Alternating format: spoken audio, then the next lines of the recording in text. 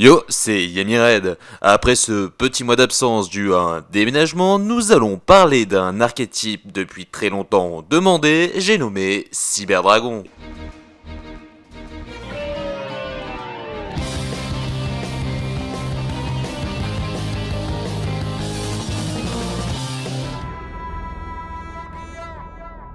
L'archétype est composé de monstres machines d'attributs lumière semblant représenter un dragon chinois. Comme pour Damarpi, de nombreux monstres auront pour effet d'être considérés comme le seul et unique cyberdragon. C'est aussi un sous-archétype des monstres cyber. Oui, c'est exact, mais ce dernier étant un peu trop vaste, nous nous concentrerons sur cet adorable dragon mécanique qui sortira pour la première fois en 2005 dans Révolution cybernétique. C'est sorti s'étalant sur plus d'une dizaine de packs jusqu'à 2019, je ne les citerai pas tous mais seront mis juste à côté de moi. Ah oui, mais faut pas oublier de dire que grâce à sa popularité, il a obtenu un structure deck en 2014 Révolution Cyberdragon. Exact, maintenant il est temps d'aborder sa composition.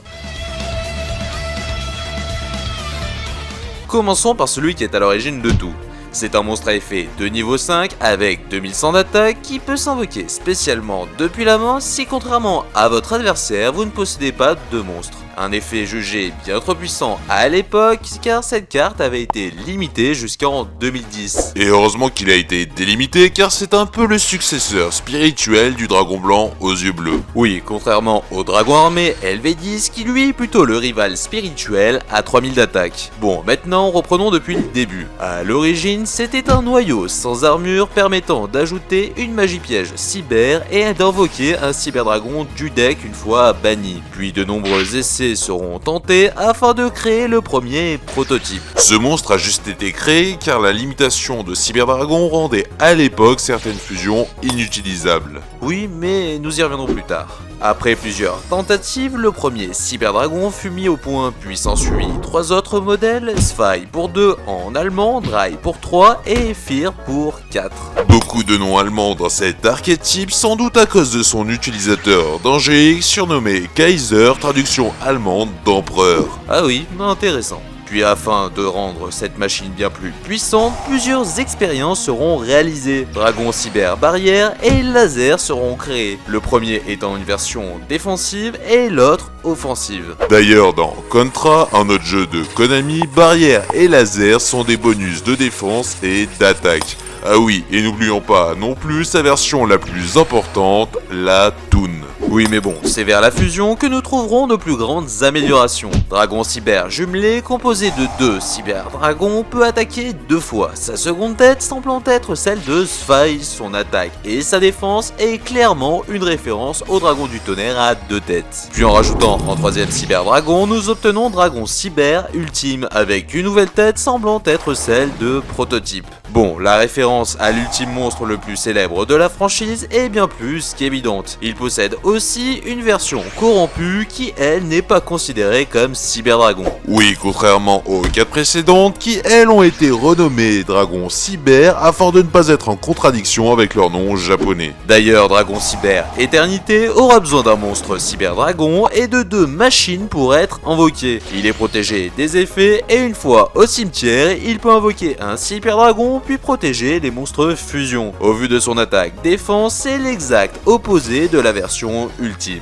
Bon, passons maintenant aux sombres chimères. Les chimératech ou technochimères sont d'attributs ténèbres, ne sont pas des cyberdragons mais en ont besoin pour leur invocation. Leur nombre de matériaux reste indéfini mais plus il y en a et plus ils deviennent puissants. Avec 2 monstres cyberdragons, il est possible d'invoquer Dragon de Carnage qui détruit des magies pièges en fonction de ses matériaux et peut attaquer plusieurs fois. Ces têtes semblent être celles du cyberdragon original, Zwei et Drei. Puis avec cyberdragon et une machine ou plus, nous obtenons Overdragon dont le nombre d'attaques possibles est défini par ses matériaux ainsi que son attaque et sa défense d'origine x 800. C'est d'ailleurs la première fusion à avoir un nombre de matériaux variable. Et oui, passons maintenant aux fusions contact dont sans polymérisation. Dragon Fortress a besoin des mêmes matériaux qu'Overdragon et gagne 1000 d'attaque pour chacun d'eux. Puis pour finir, Dragon Megaflotte, la plus récente, obtenue grâce à un monstre cyber Cyberdragon est un monstre ou plus de la zone extra. Oui, même celle de l'adversaire parce que sinon c'est pas drôle. Il obtient une attaque égale à 1200 fois ses matériaux. Bon, maintenant qu'on a fait le tour niveau amélioration, il y a autre chose que les fusions. Et bien, dans le but de créer un Cyberdragon bien plus puissant, de nombreux morceaux des précédentes formes seront récupérés pour créer l'X6 Cyberdragon Nova. Ainsi, il possède le cou de barrière, la queue de laser, la tête de Zwei, le corps d'Overdragon, les ailes de l'ultime, les portails de Fortress et les aérofreins de Dry. Sa puissance lui permet d'invoquer un Cyberdragon du cimetière, de gagner 2100 d'attaque et d'invoquer une fusion machine de l'extra deck une fois au cimetière. Mais parce que cela ne suffit pas, il pourra aussi servir à invoquer un X6 de rang 6, celui présent sur Infini éphémère, Cyberdragon Infini avec sa queue en pleine représentation de son nom.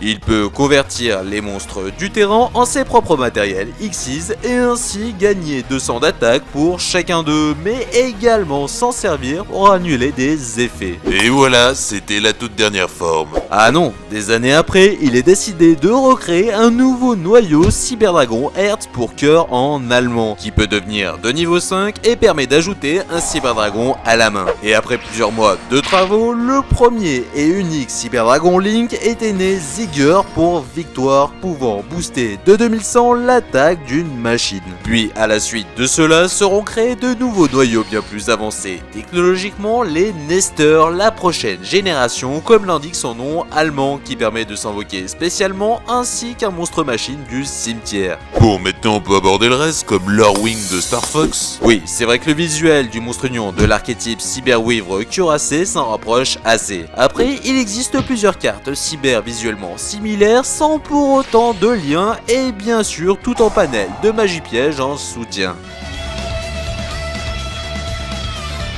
Alors qu'au début, la carte Cyberdragon était surtout utilisée dans les B40 pour invoquer un monarque, aujourd'hui c'est tout l'archétype qui peut être joué, même si avant le bannissement de Sirène, il était souvent joué avec Orcust. Il a l'avantage de disposer des divers supports machines et lumière, ainsi que de nombreuses cartes lui permettant de remonter le board sans trop de ressources en faisant rager un maximum l'adversaire. Son but principal étant de jouer Cancer tout en vidant le terrain adverse en invoquant massivement de grosses machines X6 et fusion afin d'OTK. Cependant, il reste très fragile en duel miroir, mais également sur l'empêche d'ajouter des cartes en main de départ. Il ne surpasse pas la méta, mais fera par moments de très bons résultats.